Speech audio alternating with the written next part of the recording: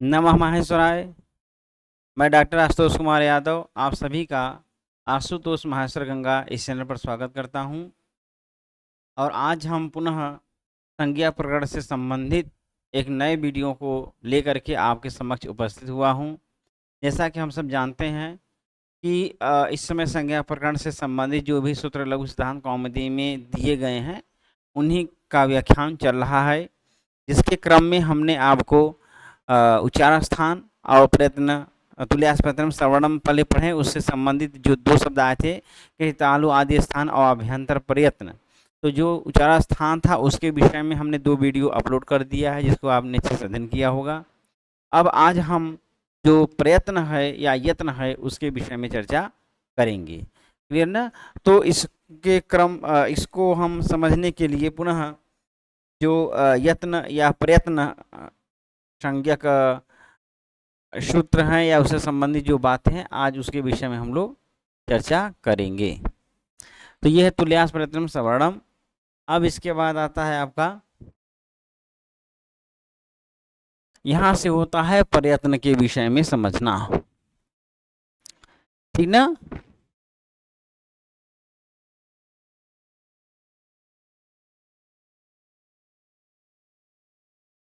चलिए, कल हम लोग ये वाला चीज देख चुके थे। यहाँ पर जो दिया गया है कि हाँ ठीक है, ये सारी चीजें हो गई थी, ठीक ना? चलिए देखते हैं अब यहाँ पर।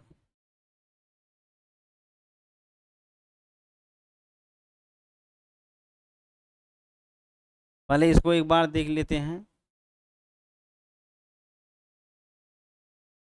अच्छा, एक चीज कल हमने आपको एक गीत सुनाया था अको विसर्जनिया नाम कंठ से संबंधित। एक बार थोड़ा सा उसको गा ही लेते हैं, इससे आपका अभ्यास बना रहे, आप इसको अच्छे से गाते रहें और यह आपको याद भी हो जाए, ठीक ना? तो हमने राम शब्द का प्रयोग किया था, जैसे यहाँ पर राम शब्द का हमने प्रयोग किया था।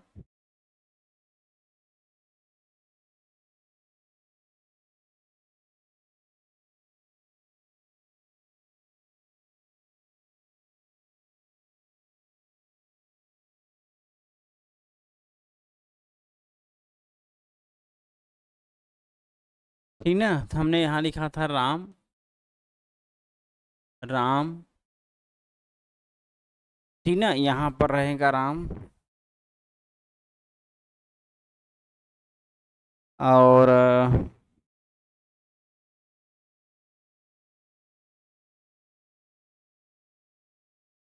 चलिए ठीक, कोई बात नहीं है। हाँ चलिए, ठीक ना?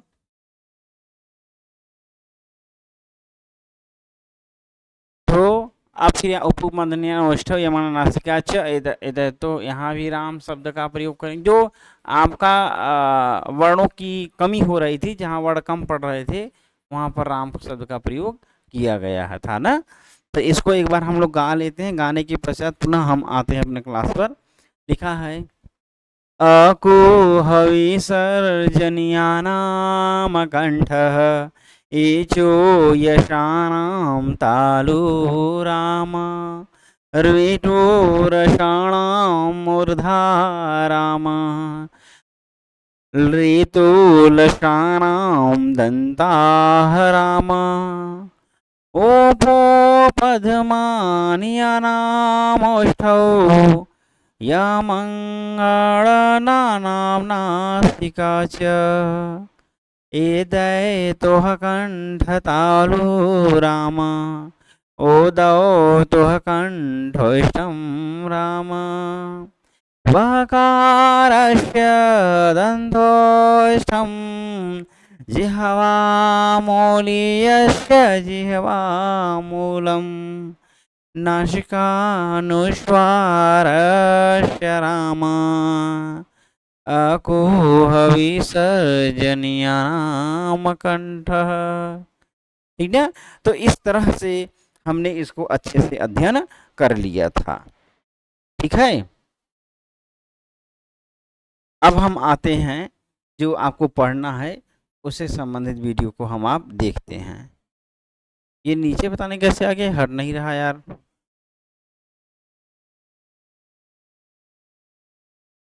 अच्छा चलिए हट गया भैया।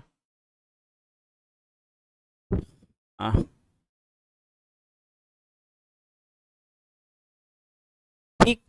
अब हमने आपको यहाँ तक सब समझा दिया था। अब हम आ जाते हैं प्रयत्न के विषय में, आज हम लोग अध्ययन करेंगे। तो कहा क्या आता है यहाँ पर, नासिकानुस्वार स्थान और यत्न ना। अच्छा अच्छा, ये हम लोग पढ़ चुके थे। यहाँ पर हम आ जाते हैं ना।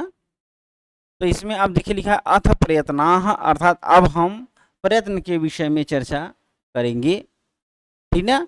तो अब कल आपको बताया गया था यत्न और प्रयत्न।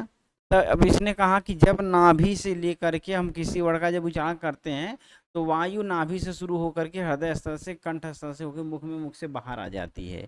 तो यह जो प्रक्रिया विशेष हो रही है, यही क्या है, आपका यत्न है, यही बताया गया था। फिर उसके बाद बताया कि जो प्रयत्न होता है, अर्थात अब इन वर्णों को बोलने में जो अंग हमारे विशेष प्रकार की क्रिया कर रही है, ठीक ना, वह विशेष प्रकार की क्रिया ही क्या है, प्रयत्न है। अब देखते हैं यहाँ पर लिखा है यत्नो द्विधा, अर्थात वह जो यत्न है अथवा प्रयत्न है वह द्विधा माने दो प्रकार की होती है। कितने प्रकार की, द्वि माने दो प्रकार, धा माने प्रकार होता है, द्वि माने दो, यत्न माने यत्न, यत्न द्वि माने दो और धा माने प्रकार का होता है। पहला है आपका आभ्यंतर और दूसरा होता है बाह्यस्य। च माने और, बाह्य माने बाह्य। आभ्यंतर और बाह्य दो प्रकार के प्रयत्न होते हैं। अर्थात हम वर्णों को बोलने में एक बार अंदर से प्रयास करते हैं और एक बाहरी प्रयास करते हैं। तो जो अंदर से प्रयास हो रहा है, नाभि से लेकर मुख के बाहर तक जो वायु निकलने की प्रक्रिया अंदर वाली हो रही है, वो आभ्यंतर है। और जब यही वर्ण बाहर निकल जाते हैं तो वह बाह्य प्रयत्न के नाम से जाना जाता है। अब आप जानते हैं बाह्य प्रयत्न का प्रयोग हम किसी वर्ण के स्थान पर जब दूसरे वर्ण का आदेश करते हैं तब वहाँ बाह्य प्रयत्न की सहायता लेते हैं। अब इन्होंने कहा आद्य माने पहला, आद्य माने पहला अर्थात आभ्यंतर प्रयत्न, पंच माने पांच और धा माने प्रकार का होता है।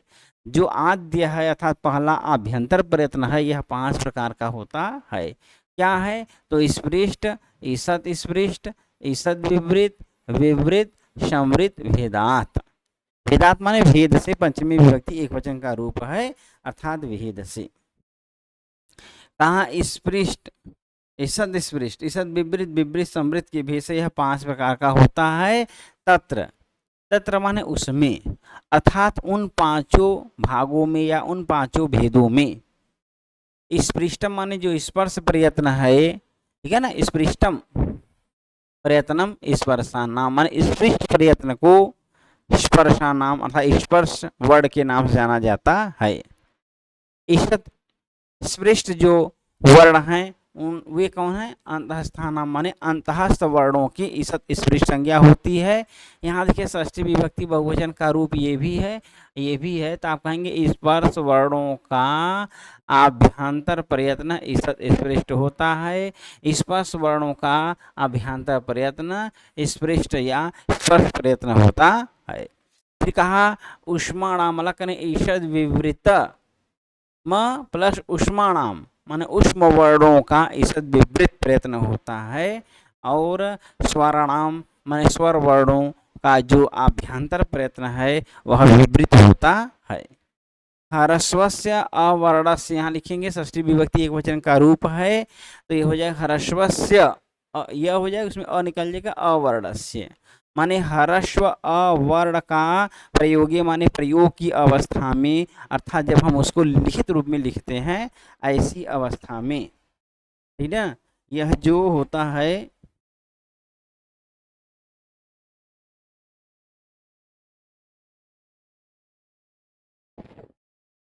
ठीक है। तो अब क्या कहा गया, ईषत स्पृष्ट अंतःस्थानाम अर्थात अंतःस्थ वर्णों की स्पृष्ट संज्ञा होती है। और ईषद विवृत मुष्माणाम अर्थात उष्म वर्णों की ईषद विवृत संज्ञा होती है। और स्वर्णाम विवृतम अर्थात स्वर वर्णों की विवृत प्रयत्न होता है। अब इन्होंने कहा ह्रस्वस्य वर्ण से प्रयोगी संवृत्तम, माने ह्रस्व वर्ण का जब हम प्रयोग या लिखित रूप में उसका हम प्रयोग करते लिखते हैं तब तो वह क्या होता है संवृत्त, लेकिन जब हम उसका उच्चारण करते हैं, उसको बोलते हैं, तब वो क्या हो जाता है विवृत हो जाता है। अरे उल्टा बोल दिए, सॉरी सॉरी। जब हम उसका प्रयोग मतलब क्या करते हैं, उसका उच्चारण करते हैं, हर्ष अ का जब हम उच्चारण करते हैं तब वो क्या होता है संवृत्त होता है, और जब लिखित रूप में प्रयोग करते हैं तो क्या हो जाता है विवृत हो जाता है। प्रक्रिया दशायाम तो विवृतम एव लिखा ना, प्रक्रिया दशायाम, प्रक्रिया की दशा में अर्थात सिद्धि की दशा में लिखने की स्थिति में जो अ है वह विवृत प्रयत्न हो जाता है। अब बाह्य प्रयत्न की बात कह रहे हैं, का बाह्य प्रयत्न तू एकादशधा, माने बाह्य प्रयत्न तो एकादश माने 11 धा माने प्रकार का होता है। विवार संवार श्वास नाद घोष अघोष अल्पप्राण महाप्राण उदात अनुदात और स्वरित, इनके भेद से यह 11 प्रकार का होता है। अब उसमें पहला बताएं जो खर प्रत्याहार के अंदर 3 आते हैं, विवारा श्वासा अघोषास्य, और हस प्रत्याहार के जितने वर्ण हैं उनमें संवारा नादा घोषास्य, और वर्णानाम प्रथम तृतीय पंचमा यड़ह च अल्प प्राणाः, ये क्रमानुसार बता रहे हैं। अभी खाली हम इसको पढ़ने के बाद अंत में आपको समझाएंगे, खाली अभी आप पढ़ के सुना दे रहे हैं, फिर इसको एक एक करके समझाएंगे, तब बातें और अच्छे से क्लियर होंगी। पहले आप ऐसे ही देख लीजिए क्या बता रहा है, क्लियर है ना। चलिए देखते हैं।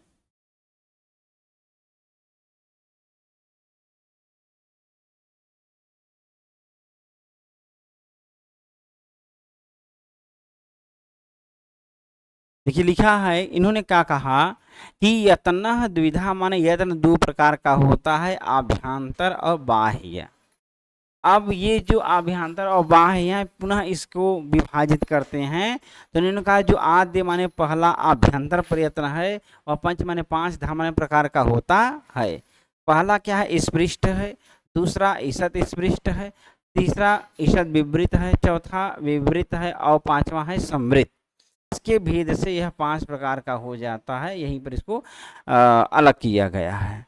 फिर कहा तत्र माने उसमें, अर्थात इन 5 में पृष्ठ वर्ण है कि कौन से हैं, तो स्पर्शानाम प्रयत्नम इष्टम, अर्थात स्पर्श वर्णों की स्पृष्ट प्रयत्न संज्ञा होती है। लिखा है स्पर्श संज्ञक वर्णों का स्पृष्ट प्रयत्न होता है।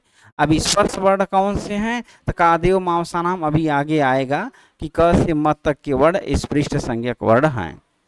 फिर इसके बाद कहा ईषद स्पृष्ट अंतहस्था नाम, अर्थात जो अंतहस्थ संज्ञक वर्ण हैं अर्थात य र ल व, इन अंतहस्थ वर्णों का ईषद स्पृष्ट प्रयत्न होता है। ईषद स्पृष्ट किसका होता है, तो इन्होंने कहा कि इस पर अंतहस्थ वर्णों का। फिर आगे इन्होंने बताया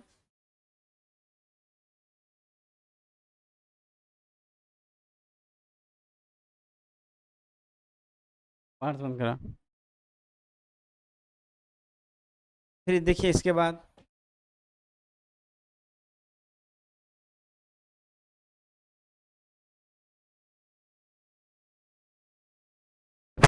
इन्होंने ये कहा कि जो ईषद विवृत हैं इसके विषय में कहा मुष्माणाम, अलग करेंगे उष्माणाम हो जाएगा, अर्थात उष्म संज्ञक वर्णों का ईषद विवृत प्रयत्न होता है। कल प्रत्याहार के अंतर्गत उष्म वर्ण आते हैं। विवृत स्वर्णाम अर्थात स्वर वर्णों की विवृत संज्ञा होती है। अब यह विवृत स्वर कौन कौन से हैं, तो जितने स्वर वर्ण हैं वो सब के सब विवृत संज्ञक या विवृत प्रयत्न होते हैं, इसलिए लिखा कि स्वर संज्ञक वर्णों की विवृत प्रयत्न होता है। अच्छा ही स्वर संज्ञक हैं। ह्रस्व से अवर्ण से प्रयोग्य समृतम और प्रक्रिया दशायाम तो विवृतम एव, अर्थात हर्ष वर्ण का प्रयोग अवस्था में अर्थात उच्चारण अवस्था में, ये चीज़ आप हमेशा याद किए रहिए कि उच्चारण जब हम बोलेंगे तभी यह जो अ है वह संवृत कहलाएगा। जब हम इसकी साधनिका अवस्था था, जब हम इसका प्रयोग सिद्धि करें कहीं लिखेंगे तो उस लिखने की अवस्था में यह विवृत प्रयत्न होता है। आप इसको ऐसे याद कर सकते हैं क्योंकि सभी स्वरों की विवृत संज्ञक होते ही हैं। तो विपरीत जब सभी स्वर हैं तो अभी तो उसमें आ गया, और हम सभी स्वरों का प्रयोग करते हैं, लिखते हैं, उसको सिद्धि प्रक्रिया करते हैं, तो हम इसका मतलब अ का भी प्रयोग करेंगे, तो इसलिए वह विपरीत हो गया। लेकिन जब ह्रस्व, सिर्फ ह्रस्व अ की बात कर रहा है, ये भी आपको ध्यान देना है। यहाँ देखिए लिखा ह्रस्वस्य वर्णस्य, अर्थात ह्रस्व जो अ है, जब उसको हम बोलते हैं तभी वह समृद्ध होता है। फिर कहा बाह्य प्रयत्नस्तु एकादश था, अर्थात बाह्य प्रयत्न 11 प्रकार के होता है। एक विवार, दूसरा संवार, तीसरा श्वास, चौथा नाद, पांचवा घोष, छठवां अघोष, सातवां अल्प प्राण, सातवां महाप्राण, उदात आठवां, अनुदात नौवां और स्वरित 10वां। अच्छा काकट गर्भ गिनतियां लग रहा है, 1 2 3 4 5 6 7 यहाँ हो गया, 8 9 10 और 1 11। क्लियर ना? तो 11 प्रकार के आपके कौन हो जाते हैं? बाह्य प्रयत्न।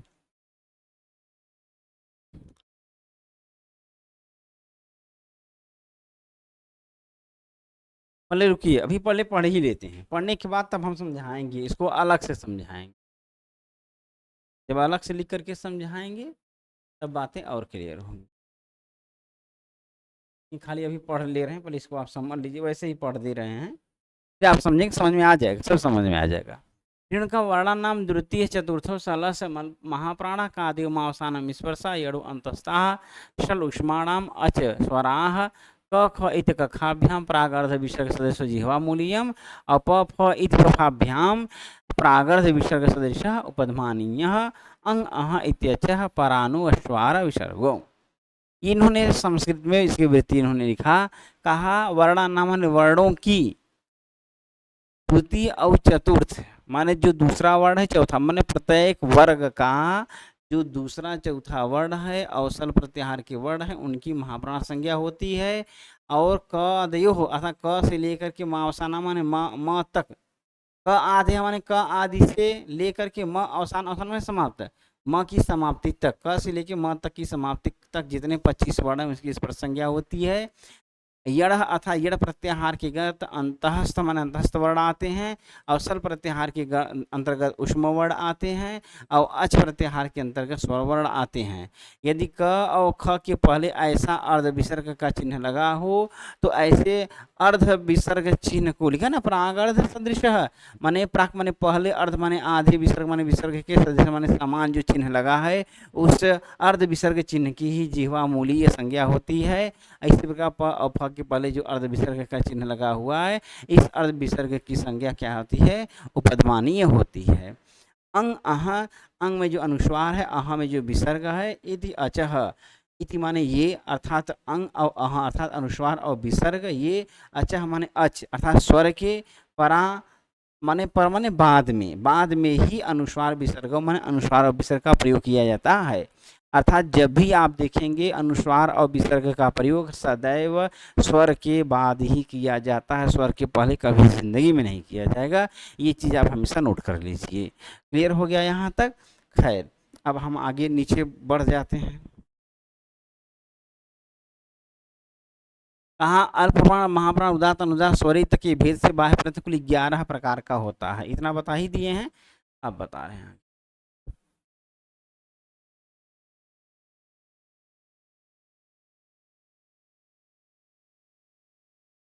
अच प्रत्याहारस्थ वर्णों का उदात अनुदात स्वरित प्रयत्न होता है। अर्थात जो अच प्रत्याहार के वर्ण हैं, हमने आपको पहले ही बता दिया था कि जो स्वर वर्ण हैं उनका ही ह्रस्व दीर्घ पुरुष संज्ञा होती है, और उन्हीं का ही उदात अनुदात स्वरित भी होता है, क्योंकि उन्हीं वर्णों का अर्थात स्वर वर्णों का ही हम उदात के रूप में, उदात अथवा स्वरित के रूप में उच्चारण करते हैं, क्योंकि यह हमेशा स्वर व्यंजन से युक्त होते हैं। फिर आगे इन्होंने कहा क्योंकि पहले ही इनकी संज्ञा की जा चुकी हैं। खरह विवार श्वास आघोषास, खर प्रत्याहार का वर्ण जो होता है वह विवार, श्वास और आघोष प्रयत्न वाला होता है। यहाँ देखिए खर प्रत्याहारस्थ वर्णों का विवार, श्वास और आघोष प्रयत्न होता है। खर प्रत्याहार अर्थात कफ तब कपय स ठीक है, अर्थात 11 से देखिए 13 तक वर्णों की विवार, श्वास, आघोष संज्ञा होती है। हस्त प्रत्याहार संवारा नादा घोषास्य, अर्थात हस्त वर्णों का संवार नाद घोष प्रयत्न होता है। हस्त प्रत्याहार के वर्णों का संवार नाद घोष प्रयत्न है। हस्त प्रत्याहार में ह य व र ल ठीक ना, अर्थात ये 5 से लेकर के 10 तक रहेगा, ये वर्ण आते हैं। इन वर्णों का संवारनाद घोष ये 3 प्रयत्न होते हैं। वर्णानाम प्रथम तृतीय पंचधा माने पहला तीसरा और पांचवा जो वर्ण है अव्यय प्रत्याहार के वर्ण है, इनकी अल्प प्राण संज्ञा होती है।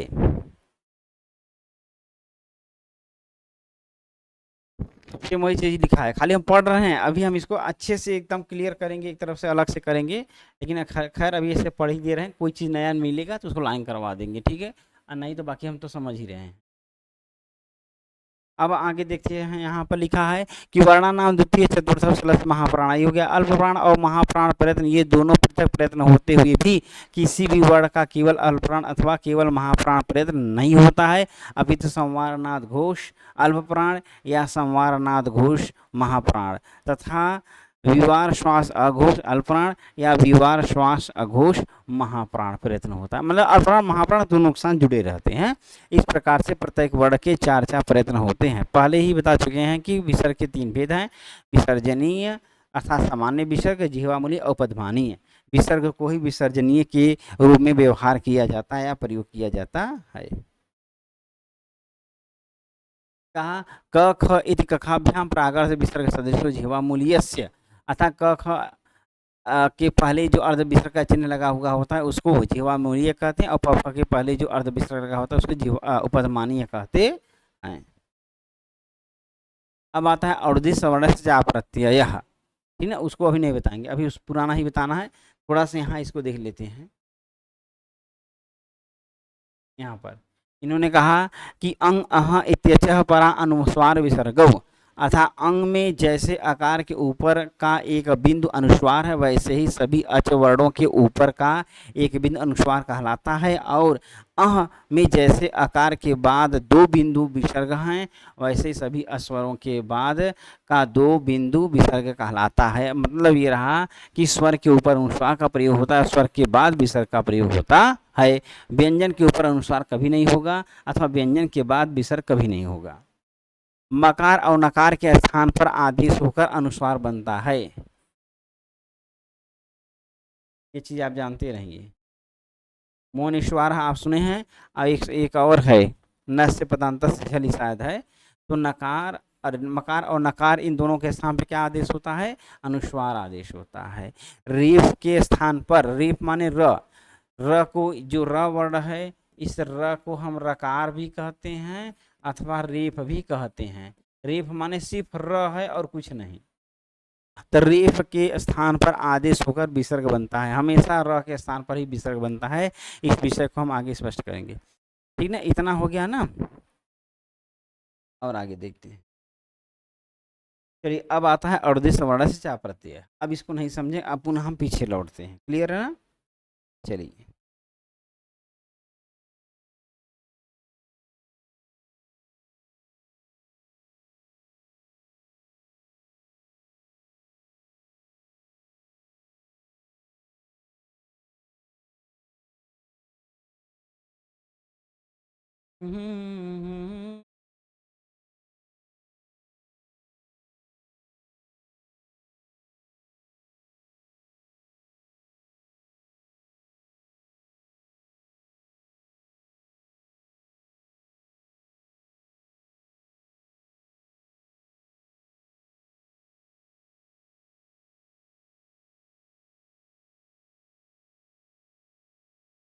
अब देखिए, अब हम पढ़ने जा रहे हैं प्रयत्न वर्णों के विषय में। तो इन्होंने कहा कि जो यत्न होता है, यह यत्न द्विधा में 2 प्रकार का होता है। एक इन्होंने बताया आभ्यंतर, बहुत लोग आभ्यंतर का या लगा देते हैं, यहाँ आ का चिन्ह लगा देते हैं, ऐसे लिख देते हैं या, ये गलत रहेगा, ठीक है। आभ्यंतर होता का आभ्यंतर प्रयत्न, और दूसरा है बाह्य प्रयत्न। अब इन्होंने इस आभ्यंतर प्रयत्न को लिया, तो इन्होंने कहा कि यह आभ्यंतर प्रयत्न 5 प्रकार का हो। क्या है, तो पहला है स्पृष्ट, और दूसरा है ईसत पृष्ठ, तीसरा है ईषद विवृत, चौथा है विवृत और पांचवा है संवृत। यही 5 प्रकार के आपके आभ्यंतर प्रयत्न हैं। अब इन्होंने कहा कि यह जो स्पृष्ट है इसको स्पर्श व्यंजन जो वर्ड हैं, स्पर्श व्यंजन वर्ड अर्थात क से लेकर के म तक कितना, तो 25 वर्ग अर्थात 5 वर्ग।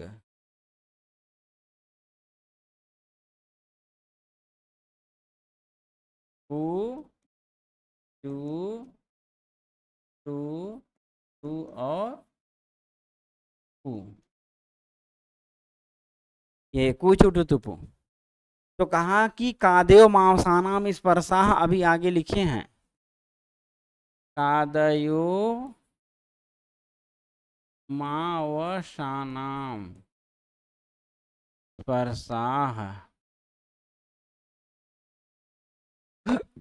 अर्थात क से म तक जितने 25 वर्ण हैं इन वर्णों की स्पर्श संज्ञा होती है और स्पर्श संज्ञक वर्ण को ही स्पृष्ट कहते हैं। स्पृष्ट प्रयत्न अर्थात स्पृष्ट आभ्यंतर प्रयत्न कहते हैं। स्पृष्ट का अर्थ ही है स्पर्श करना। स्पृष्ट का अर्थ क्या है? स्पर्श करना। इन्होंने कहा कि क से म तक जितने 25 वर्ण हैं ये अपने उच्चारण स्थान को एकदम अच्छे से स्पर्श करते हैं, टच करते हैं। जैसे हमने जब भी हम बोलेंगे क ख ग घ अंग तो कंठ एकदम अच्छे झंकृत होगा। अगर हम प फ ब भ म बोलेंगे तो ओष्ठ हमारा पूर्ण रूप से मिलेगा, सिर्फ प फ ब भ म। अगर हम ये सोचें कि ओठ को न मिला करके हम प का उच्चारण कर लें या प वर्ग का उच्चारण कर लें तो नहीं कर पाएंगे। हल्का सा भी यदि आप मुंह खोलें, थोड़ा सा भी इतना ही नहीं बोल पाएंगे बिना टच कराए। तो कहने का मतलब ये है कि यह जो 25 वर्ण हैं यह अपने उच्चारण स्थान को एकदम अच्छे से स्पर्श करते हैं कायदे से। इस वजह से इन्हें स्पर्श व्यंजन वर्ण कहा जाता है, जिनको संस्कृत में स्पृष्ट व्यंजन वर्ण के नाम से जाना जाता है। फिर इसके बाद अब अगला आपका आता है ईसत स्पृष्ट। ईसत मतलब होता है कम या थोड़ा। दो शब्द हैं यहाँ पर, एक है ईशत और एक है स्पृष्ट। ईसत मतलब होता है कुछ या थोड़ा और स्पृष्ट का अर्थ होता है स्पर्श करना। अर्थात जब हम वर्ण का उच्चारण कर रहे हों और वह वर्ण अपने उच्चारण स्थान को थोड़ा सा स्पर्श कर रहा हो तो उसे ही हम क्या कहेंगे? ईसत स्पृष्ट कहेंगे। और इसमें इन्होंने कहा ईसत स्पृष्ट जो वर्ण है वो कौन है? अंतःस्थ वर्ण है। अर्थात य र ल व, यही आपके हैं। देखिए इसको दिखा दे रहे हैं हम। यहाँ पर देखिए इन्होंने लिखा है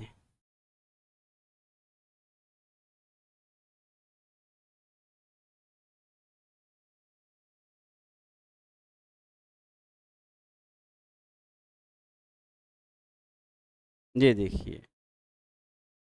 अब यहाँ पर देखिए इन्होंने लिखा कि यणः अंतस्थाः। यणः अंतस्थाः माने यण प्रत्याहार के वर्ण अंतःस्थ वर्ण कहलाते हैं। अब इनको अंतःस्थ वर्ण क्यों कहा गया? देखिए एक शब्द है अंतः और दूसरा शब्द है स्थ। अंतः का अर्थ होता है मध्य में या बीच में और स्थ का अर्थ होता है स्थित। अर्थात ऐसे वर्ण जो स्वर और व्यंजन के मध्य में स्थित होते हैं उन्हें ही अंतःस्थ वर्ण कहते हैं।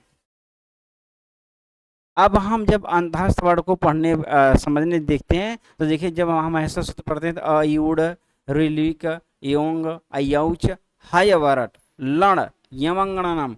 अब यमंगणनम अर्थात 7वें सूत्र से लेकर के 14 सूत्र तक पूरा व्यंजन वर्ण है। और अयुण ऋलिक एवं औच ये जो स्वर वर्ण है, इसके बाद ही आपका 5वां और 6वां सूत्र आता है हयवरट और लण। तो हयवरट हयवरट और लण, यही जो आपका 5वां और 6वां सूत्र है, इसमें ही अंतःस्थ, अंतः माने मध्य में, तो जो स्वर, अब स्वर इसके ऊपर स्वर हो गए और 6 के बाद पूरे व्यंजन हो गए। तो ये जो अंतःस्थ य र ल व हैं, ये चारों इसमें विद्यमान है, तो स्वर और व्यंजन के बीच में है, इसलिए इनको अंतःस्थ व्यंजन वर्ण कहा जाता है। अब कुछ बच्चे पूछेंगे कि सर ये जो आप ह लिखा हुआ है, इस ह को क्यों अंतःस्थ के अंतर्गत नहीं ले रहे हैं, क्योंकि यह भी तो आपका स्वर और व्यंजन के मध्य में आ रहा है। तो देखिए, जब आप 14वां सूत्र हल पढ़ते हैं तो वहाँ भी ह का प्रयोग किया गया है, वह ह जो है ऊष्म वर्ण के अंतर्गत आ जाता है। क्लियर ना? तो इसलिए यहाँ से जो ह है इसको नहीं लिया जाता है, सिर्फ 4 ही वर्णों को लेंगे, य व र और ल। तो इन चारों वर्णों की अंतःस्थ संज्ञा होती है। अब यह अपने उच्चारण स्थान को बहुत थोड़ा सा टच करते हैं। जैसे पहला आपका यह है, यह का उच्चारण स्थान है तालु। इन्होंने कल तालु के विषय में बताया कि जो खुरदरा वाला जिह्वा के ऊपर यहाँ पर खुरदरा सा है, आप जिह्वा हाथ से टच करेंगे तो खुरदरापन है ऊपर, उसको तालु कहते हैं। और उस खुरदरापन के जो पीछे जाएंगे एकदम चिकना भाग है, उसको मूर्धा कहते हैं। ठीक, तो जब हम च छ ज झ ञ पढ़ते हैं तो जीभ हमारा उठ करके उस खुरदरे वाले भाग को टच करता है। लेकिन जब हम य कहते हैं तो बहुत हल्का से जा करके पुनः जीभ वापस लौट आती है। जैसे आप खुद बोल के प्रयास करेंगे तो क्लियर हो जाएगा। च, अब च कहें, जीभ ऊपर गया, टच किया, च छ ज झ ञ।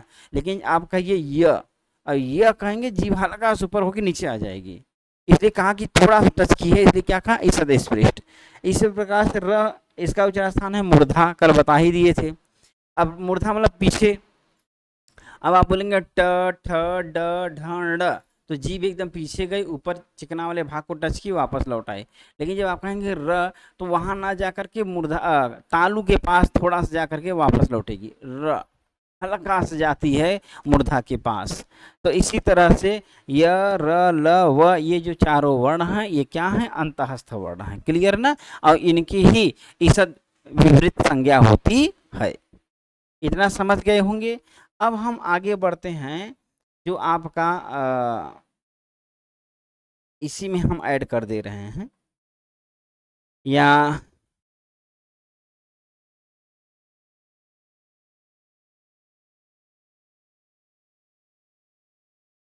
अच्छा चलिए इसी में ऐड कर दे रहे हैं। ठीक है, इतना समझ गए होंगे, मिटा दे रहे हैं, यही समझा रहे हैं आपको, ठीक ना?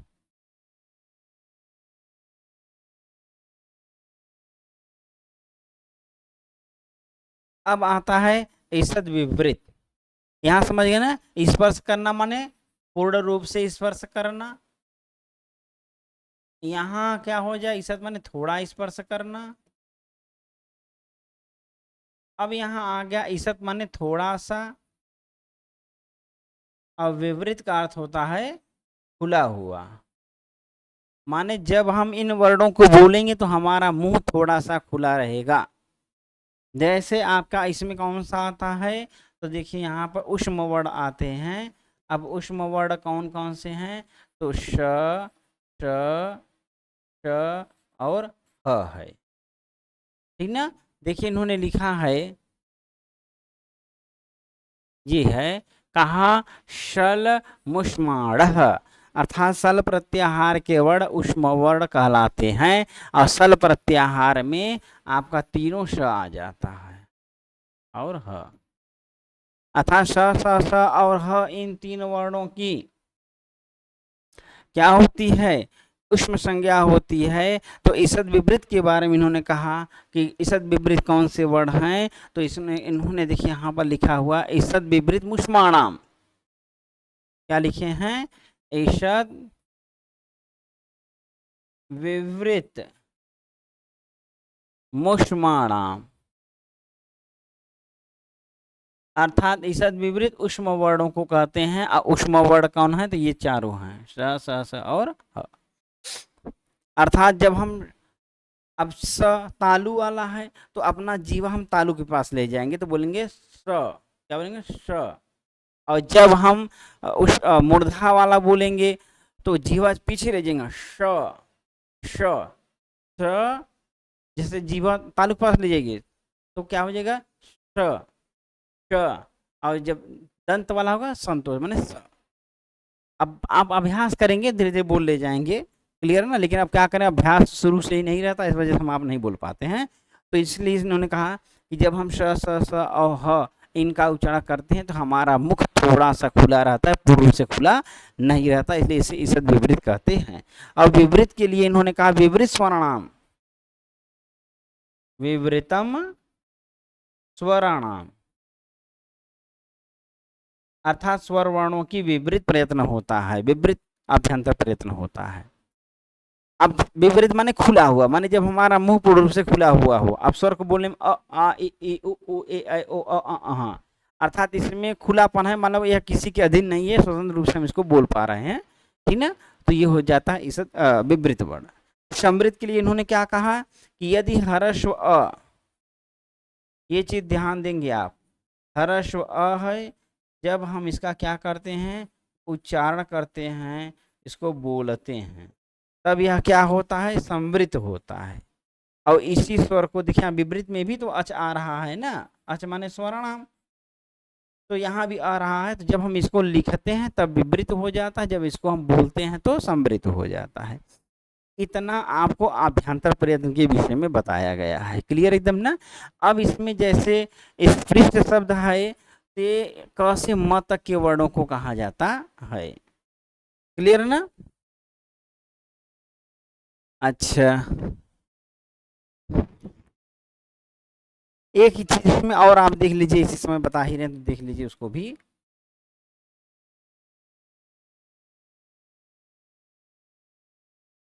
अंतःस्थ और उष्म वर्ण को याद करने का तरीका समझ। अब जो अंतःस्थ है इसका है य र ल व, और जो उष्म है ये हैं श श श और र, अरे सॉरी ह।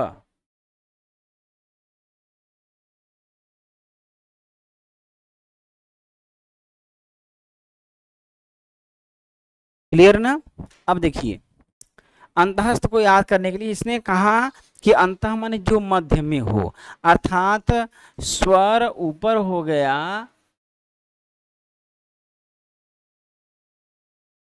और व्यंजन नीचे हो गया, और बीच में क्या हो गया? अंतःस्थ हो गया।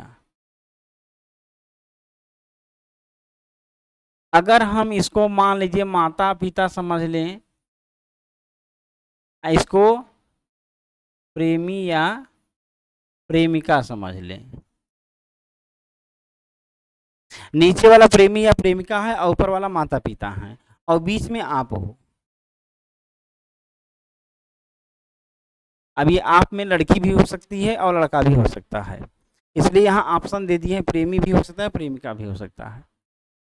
अब मान लीजिए कि आप चाहे जिस पर्सन, जो भी पर्सन है, आपसे सामने वाले ने कहा कि यार यहाँ देखो जो शब्द लिखा है इसमें सिर्फ आ की मात्रा लगा देंगे तो ये हो जाएगा यार लव, माने यार लव करो, यार प्रेम करो, यार, तो खाली आ की मात्रा लगाए हैं तो यार लव अपने से हो जाएगा, लव माने प्रेम, यार लव करो।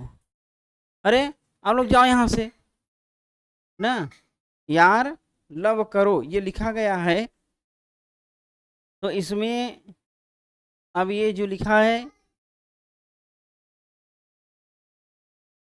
ठीक है, तो इसने कहा यार लव करो, मतलब हे मित्र आप लव करो, प्रेम करो। इतनी बात जब वो कहा तब यहाँ जो विद्यमान पर्सन है उसने कहा कि भाई ऊपर अर्थात एक तरफ हमारे माता पिता मना कर रहे हैं कि नहीं ऐसा मत करो, एक तरफ आप हो कि कह रहे हो को करो। अगर हम आपकी बात मानते हैं तो हमारे माता पिता रुष्ट हो जाते हैं, अगर नहीं मानते हैं तो आप रुष्ट हो जाते हो। इस परिस्थिति में वह बेचारा बीच में स्थित है, विद्यमान है, त्रिशंकु के समान हो गया, न ऊपर ही जा रहा न नीचे ही आ रहा, अर्थात न माता पिता की तरफ आकर्षित हो पा रहा है, ना ही आपकी ओर आकर्षित हो पा रहा है। इसलिए कहा कि भैया हम प्रेम नहीं करेंगे। करेंगे तो वही हमारा कंडीशन होगा, जैसे गांव में आप देखे होंगे एक चक्की होता है गेहूं पीसने वाला, यहाँ पर इस तरह से रहता है जांत जिसको कहते हैं।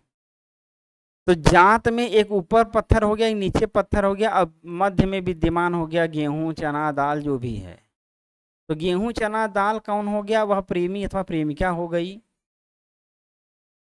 अब नीचे प्रेमी या प्रेमिका है, ऊपर उसके माता पिता हैं, और वह बीच में बेचारा एकदम पिस जाता है, घिस जाता है, न इधर का हो पाता है न उधर, एकदम उसकी स्थिति औचित्य उसका खत्म हो जाता है। इसलिए वो कहा कि भैया हम प्रेम नहीं करेंगे, ठीक ना।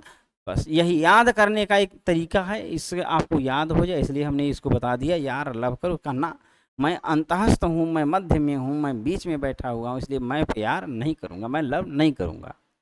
ये हो गया या मतलब अंतःस्थ वर्ड को याद करने का तरीका।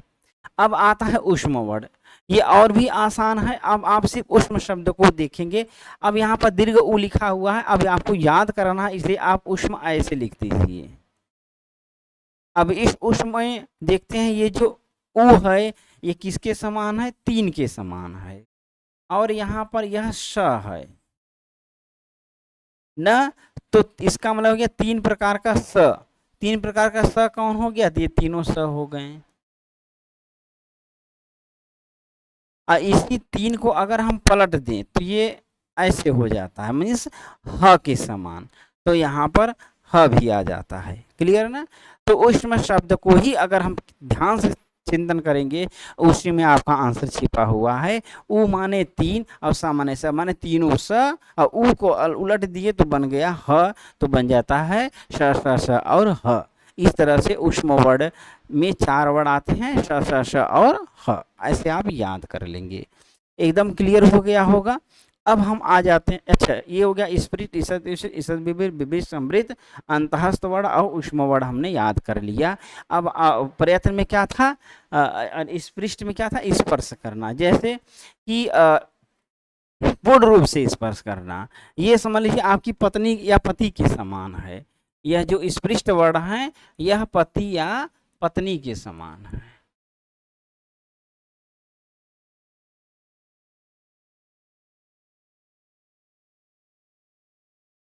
कहाँ लिख दिए यार? प्रति लिख दिए हैं। अरे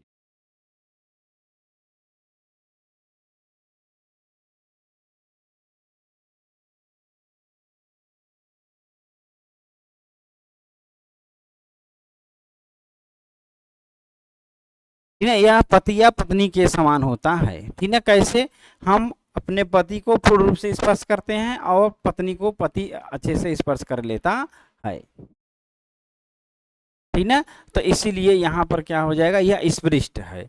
और ये दोनों प्रेमी प्रेमिका के रूप में हमने अभी आपको दिखा भी दिया है, क्योंकि इसमें कम स्पर्श हो रहा है। इसमें अंतःस्थ वाले में, सॉरी ये ऊष्म वाला नहीं आएगा, खाली अंतःस्थ वाला आएगा।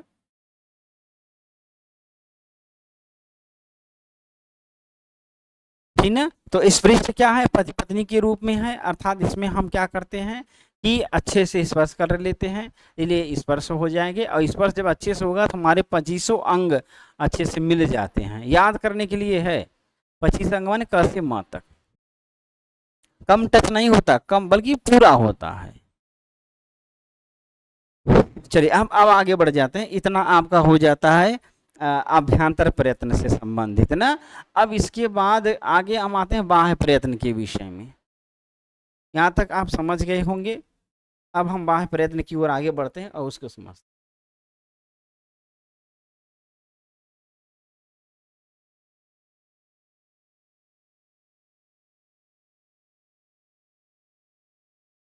बाह्य प्रयत्न में इन्होंने बताया कि यह कितने प्रकार? 11 प्रकार का है। तो वीवार, संवार, श्वास, नाद, घोष, अघोष, अल्प प्राण, महाप्राण, उदात्त, अनुदात्त और स्वरित। तो देखिए 1 2 3 4 5 6 7 8 3 11, यह 11 प्रकार का बाह्य प्रयत्न है। अर्थात जब हम वर्ड को बोलेंगे और वर्ड मुख से बाहर निकल जाएगा तो उस समय इस प्रकार का हम प्रयत्न करते हैं। अब इसमें इन्होंने कहा, रीजनिंग में आप देखे होंगे कि पहले वर्ड को लिया जाता है, फिर एक को छोड़ करके दूसरे को ले लिया जाता है, फिर 2 को छोड़ करके तीसरे को ले लिया जाता है। मतलब हम किसको ले लिए हैं, तो विवार को ले लिए हैं, प्लस किसको ले लिए हैं, श्वास को ले लिए हैं, और फिर प्लस किसको ले लिए हैं, तो अघोष को ले।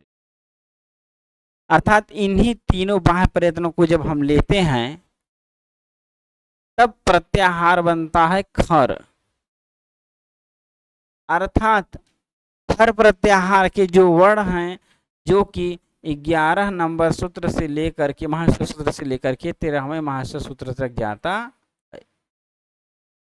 अर्थात खर प्रत्याहार के वर्णों की ही विवार, श्वास, अघोष संज्ञा या अघोष बाह्य प्रयत्न होता है। फिर अब जो बच गया है, जैसे आपका बच गया है संवार, नाद और घोष, ये तीनों बच जाते हैं। तब क्या होता है आपका, संवार प्लस नाद और प्लस घोष, यही बच जाते हैं। और इसमें जो प्रत्याहार आता है आपका, हस प्रत्याहार आता है। और हस प्रत्याहार पद मतलब 5 से 10 तक। तो हस प्रत्याहार के वर्णों की संवार, नाद, घोष बाह्य प्रयत्न होता है। किसका, तो संवार, नाद और घोष। क्लियर एकदम, यहाँ तक कुछ नहीं करना है। 2 ही प्रत्याहार आपको याद करने, एक है खर, एक है हस। अब देखिए आप कैसे याद करेंगे, इसको समझिए। नाद माने ध्वनि होता है, और घोष माने भी ध्वनि होता है। और अब आप देखिए इसको याद करेंगे कैसे, कि जब हम संवार में सांस लेकर के खूब तेजी से, हंस माने हंसते हैं, यहाँ क्या लिखा है, हंस, हंस माने हंसना। और जब हम हंसते हैं कैसे, तेजी से, नाद घोष। तो जब हम हंसते हैं तो बड़ी तेजी से नाद और घोष होता है। अब संवार को याद कर लिए, सवेरे, संवार सवेरा ना, देखिए सवेरा मिल रहा है ना, सवेरा माने सवेरे। सुबह सुबह देखिए लोग योग करने जाते हैं, तो एक योग होता है हंसने वाला। उसमें देखे होंगे आप, जो वृद्ध हैं, युवा हैं, सबके सब पार्क या कहीं जा करके अच्छे एकांत स्थान में खूब तेजी से हाथ ऊपर करके हा हा हा हा करके हंसते हैं। कब हंसते हैं, सवेरे। कैसे, नाद और घोष के साथ क्या करते हैं, हंसते हैं। तो अब आपको अच्छे से याद हो जाएगा कि हंस प्रत्याहार में लोग हंसे थे सवेरे, नाद और घोष के साथ। क्लियर ना। तो ये ग्रुप आपका इस तरह से याद हो जाता है, भैया हम सवेरे सुबह सुबह नाद और घोष के साथ खूब तेजी से हंसे थे। अतः हंस प्रत्याहार के अंतर्गत आपका तीनों अर्थात संवार, नाद, घोष या बाह्य प्रयत्न आ जाते हैं। अब बाह्य माने बाहर, हम बाहर जा करके यह प्रयत्न करते भी हैं, इसलिए ये हो जाता है याद। ठीक ना, इतना जब याद आ गया, अब आता है खर। खर, अब देखिए एक ठो याद हो गया, एक ठो तो याद ही हो जाएगा, लेकिन फिर भी देख लीजिए। अच्छा एक चीज ऐसे भी इसको ऐसे याद कर सकते, खर माने खरखराहट। एक तरह से जब किसी का गले में क्या हो, खराश हो, और वह योग करने गया हो, लोग खूब कायदे से हंस पाते हैं, लेकिन वह नहीं हंस पाता, इसलिए क्या लिखा है, अघोष। अर्थात वह पूरी ध्वनि के साथ, पूरी घोष के साथ नहीं बोल पाता है, नहीं हंस पाता है, और वह सांस ले में उसको क्या होती है, दिक्कत होती है, श्वास अघोष हो जाता है, उसकी सांसें ध्वनि से रहित हो जाती हैं, उसमें आवाज नहीं रह पाता है। कब? जब वो खरांसता है, खर, ठीक ना, विवार, उसके विवार माने छिद्र में क्या हो जाता है, खराश हो जाता है, इसलिए वह आवाज नहीं कर पाता है। तो इस तरह से खर से क्या हो गया था, वो खर खरखराहट, इसका मतलब आवाज नहीं आया था, अघोष हुआ था, किसमें, श्वास में, तो श्वास अघोष विवार हो जाएगा। तो तीन एक साथ हो गए और यह तीन एक साथ हो गए। यह अगर आपको याद है तो ये याद हो जाएगा, यह याद है तो ये याद हो जाएगा, तीन का ग्रुप बना लीजिए। पहले क्रम से आप लिखेंगे, इसको भी जरूर आप याद कर लेंगे। इसमें गलती क्या होती है कि हम विवार संवार में कन्फ्यूजन में हो जाते हैं। कभी हम संवार पहले बोल देते हैं, विवार बाद में बोलते हैं, अथवा विवार पहले बोलते हैं, संवार बाद में बोलते हैं। तो इसको याद करने का एकदम आसान तरीका है। आप देखिए जब पढ़ेंगे तो य र ल व पहले आएगा, श बाद में आता है। तो इसलिए पहले आप विवार लिखेंगे, फिर संवार लिखेंगे। ये ट्रिक अपना लेंगे तो कभी नहीं गड़बड़ होगा, ऊपर नीचे नहीं होगा। वह पहले आ गया इसलिए विवार पहले बोल दिए, ठीक हो गया। अब देखिए ये याद हो जाएगा ना, तो विवार जैसे ही लेंगे तो एक छोड़ देंगे, दूसरा लेंगे, ठीक ना, और जब फिर दो छोड़ देंगे, तीसरा ले लेंगे, तो विवार श्वास अघोष एक हो जाएगा, फिर संवार नाद घोष एक तरफ हो जाएगा। और हमने देखा कि जो नाद घोष अच्छा एकदम खुला सांस को तेजी से ध्वनि कर रहा है तो हंस हो गया, हंस दिए, और अघोष हो गया, ऐसा खरखराहट आ गई, खर प्रत्याहार हो गया। अब यहाँ पर जो खर प्रत्याहार है, इसमें आपका पहला वर्ण रहेगा, दूसरा वर्ण रहेगा, और ऊष्म वर्ण रहेंगे। ये चीज आपको ध्यान देना है।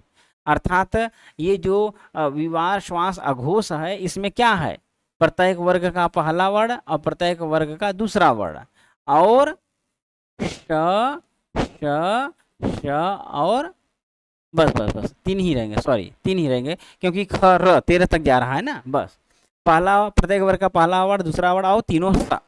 और जब हम यहाँ आ जाते हैं तो यहाँ पर प्रत्येक वर्ग का तीसरा वर्ड रहेगा, चौथा वर्ड रहेगा, पांचवा वर्ड रहेगा, और अंतस्थ माने य र ल व और ह भी आ जाएगा, क्योंकि हस प्रत्याहार में ह भी आ जाता है, ठीक ना। तो ये जो तीसरा प्रत्येक वर्ग का तीसरा चौथा पांचवा वर्ण है, अंतस्थ वर्ण है, ह है, इन सभी की कौन सी संज्ञा होती है, कौन सा प्रयत्न होता है, तो बाह्य प्रयत्न में संवारनाद घोष वाला। ये बहुत पूछता है, ये जान लीजिए, प्रयत्न से एक दो प्रश्न आने एकदम निश्चित है, इसमें कोई शक नहीं, कोई शंका नहीं है। इसलिए आप इसको बड़े अच्छे से अध्ययन करेंगे, अच्छे से समझेंगे, तभी आप इसको अच्छे से समझ पाएंगे, अन्यथा आपसे गलतियां हो सकती हैं। चलिए, पूरे माहेश्वर सूत्र में दो ही प्रत्याहार आपको याद करना होगा इस यत्न में, बाह्य प्रयत्न में, एक खर है, एक हंस है। जब आप हंस दिए तो 1 से 10 तक खत्म, जो बच गया अर्थात खर बच गया, वो आपका क्या हो जाएगा, तो खर प्रत्याहार, ठीक ना, जो कि विवार श्वास अघोष के रूप में जाना जाएगा। अब इसके बाद आता है अल्प प्राण और महाप्राण, ठीक ना। यहाँ पर अल्प प्राण महाप्राण नहीं दिया है, हम अगले पेज में इसको समझा देते हैं, लेकिन चलिए कोई बात नहीं है। इसको देखिए, अच्छा इसको ऐसे ही रहने दीजिए ना, उसको अलग से दिखाएंगे तो वहाँ भी आपको बना के दिखा देंगे।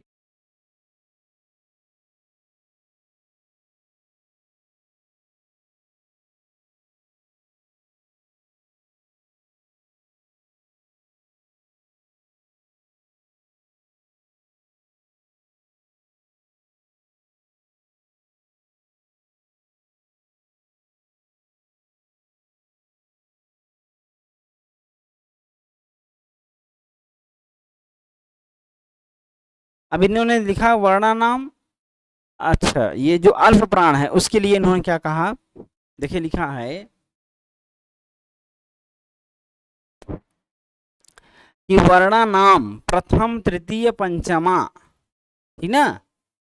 क्या कहें कि वर्णा नाम प्रथम तृतीय पंचमा यड़स्याल्प प्राणाः, ठीक ना।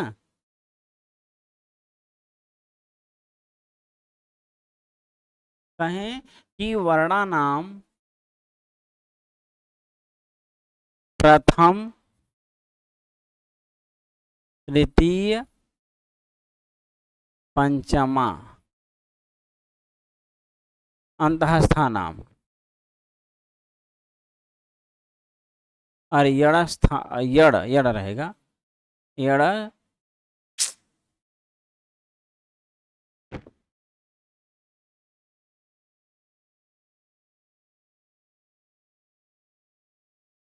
ठीक है, का वर्णना प्रथम तृतीय पंचमा यड़स्या प्राणाः।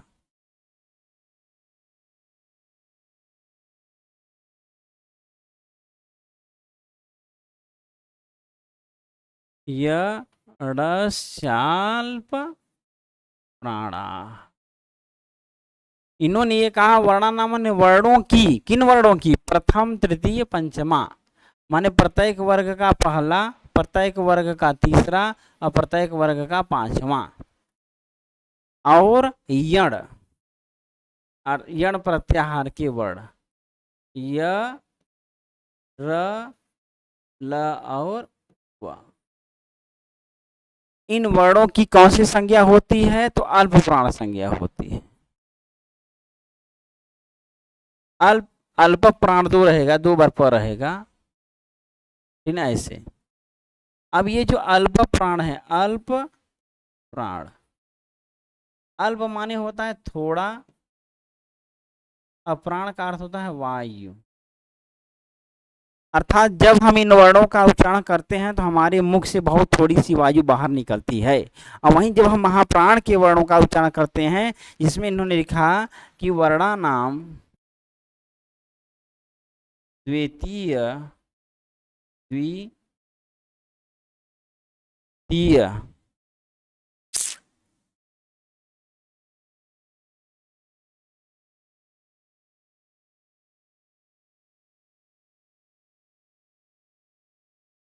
चतुर्थ शलस्य महाप्राणा।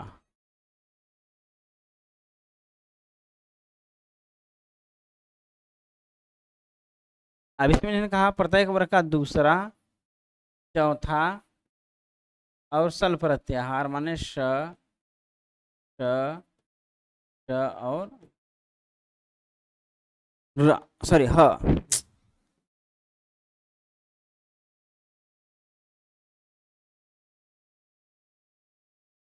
अर्थात प्रत्येक वर्ग का दूसरा, चौथा और सल प्रत्याहार स और ह, इनकी कौन सी संज्ञा हो रही है, तो इन्होंने कहा महाप्राण, अर्थात ये महाप्राण वर्ण है। इसलिए इन्होंने कहा था कि जो स्पर्श व्यंजन है, या ये विवाह श्वास अघोष हैं अथवा संवारनाथ घोष हैं, ये महाप्राण अप्राण दोनों में आते हैं, उसको अलग से आप नहीं कहेंगे क्योंकि मिले हुए हैं ना।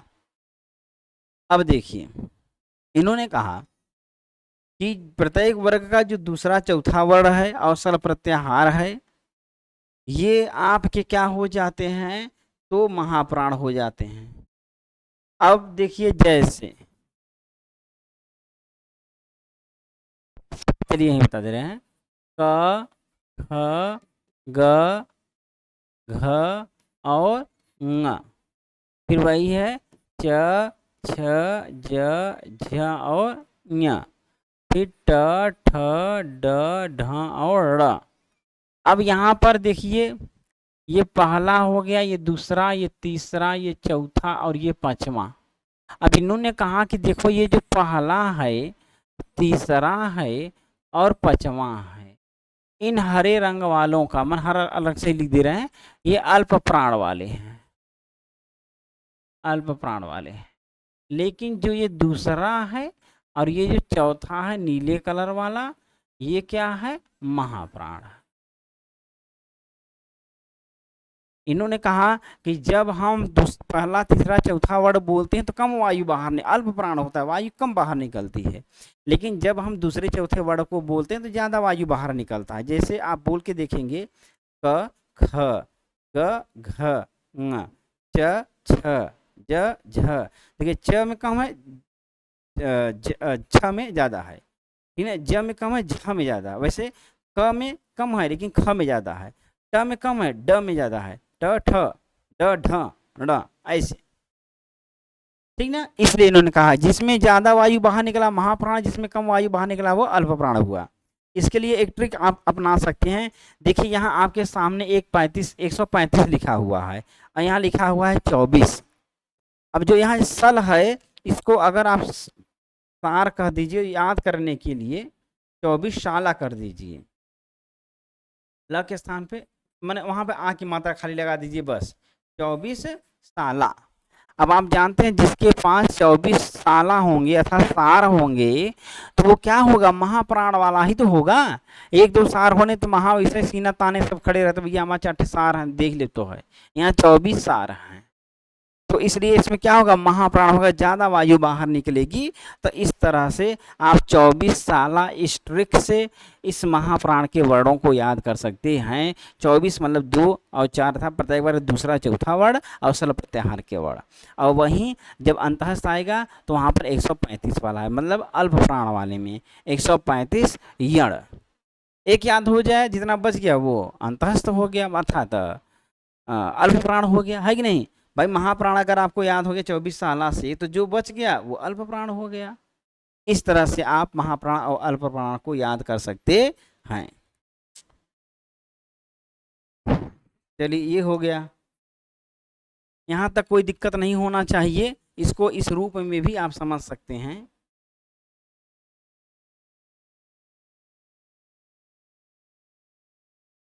जैसे दो तरह से लिख सकते हैं, जैसे क ख ग घस घड़ी है, ङ च छ ज झ ञ ट ठ ड ढ ण त थ द ध न प प प फ और म।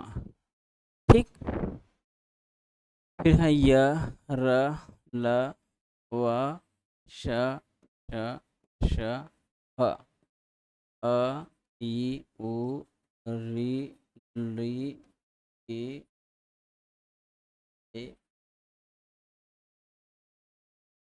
जिसमें से आप अलग अलग कलर से कर देते हैं जिससे कि आपको याद रहे।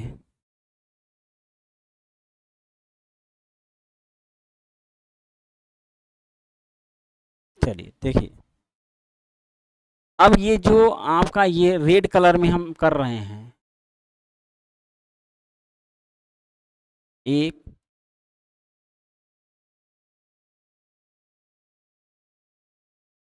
2 3 और ये 4, ठीक ना।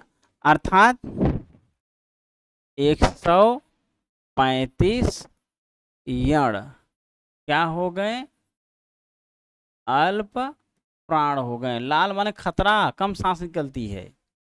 फिर अब पीले कलर में आ जाते हैं,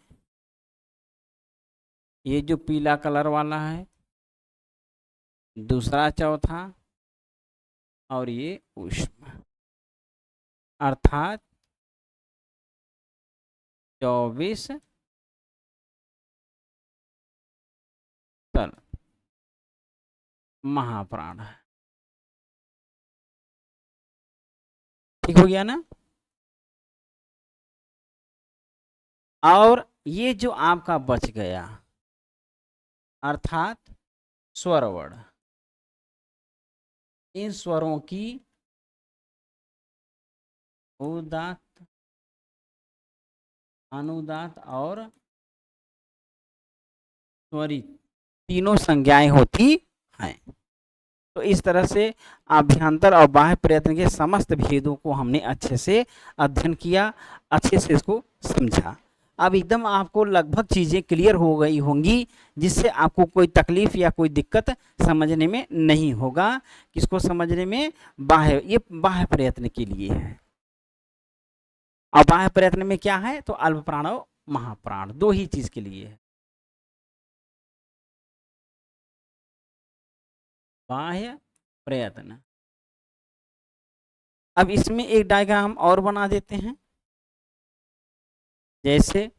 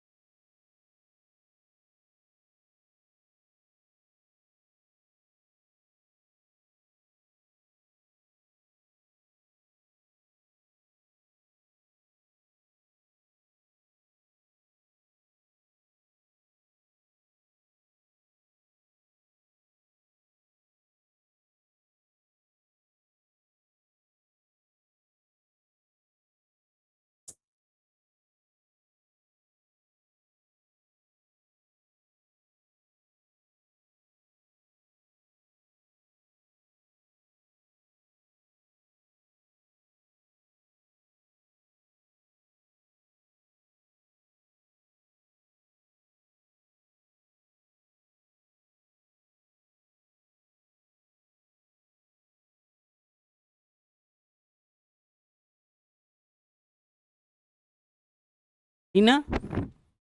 5 6 7 8 9 10 एक तरफ हो जाएगा, 11 12 13 और 14। अब देखिए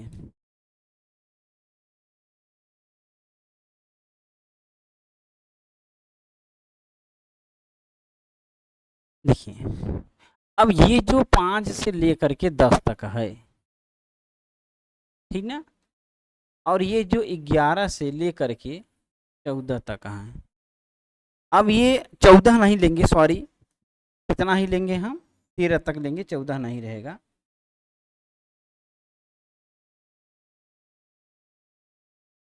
सिर्फ 13 ही लेंगे, ठीक ना।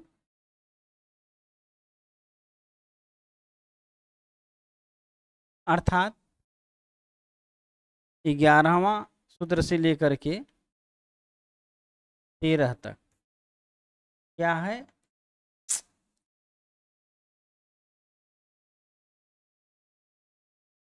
खर प्रत्याहार। ये खर प्रत्याहार खरखराहट था, तेज आ जाएंगे विवार, विवार नहीं रहेगा, सॉरी, हाँ, विवार, श्वास और अघोष। और बाकी आपका जो ये बच गया सफेद वाला, अर्थात हस प्रत्याहार, अर्थात 5 से लेकर के 10 तक, ये आपका क्या हो जाता है, संवार, नाद और घोष। 3 3 6 ये हो गया, अल्पप्राण महाप्राण 8 हो गए, और स्वर उदात्त अनंत स्वरित 11, कुल मिलाकर के भेद हो जाते हैं। तो इस तरह से ये जो 5 से लेकर के 10 तक है, ये आपका क्या हो गया, संवार, नाद, घोष, खर प्रत्याहार, विवाह, श्वास, अघोष। दूसरा चौथा स्थल प्रत्याहार महाप्राण, 135 यण अल्पप्राण, उदात्त अनुदात स्वरित स्वर, ये आपके भेद हो जाते हैं। इसको आप समझ गए होंगे।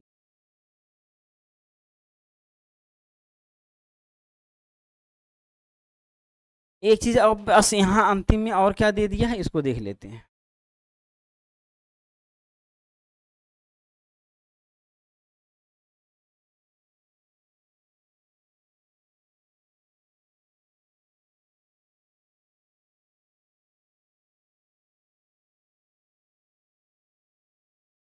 यहाँ पर देखिए लिखा है,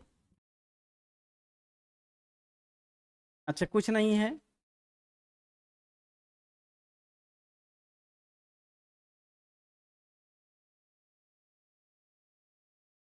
इसमें बस इतना ही है, अर्थात क ख, इन दोनों के पहले जो अर्ध विसर्ग लगा है, इसको तो बता ही दिए, जानते भी हैं, यह जीवामूली हो जाएगा। और यदि प और फ के पहले अर्ध विसर्ग है तो ये क्या होगा, उपधमानीय। अब इसको याद करने का एक आसान तरीका है, देखिए उपधमानी में यहाँ प लिखा हुआ है और यहाँ प फ है, इस अब देखो क्या लिखा है, उपधमानीय। अब इसी को समझिए, इतने को, इसी ऊ को अगर हम 2 भागों में करें तो एक ऐसे हो जाएगा, एक ऐसे हो जाएगा, और यहाँ है प।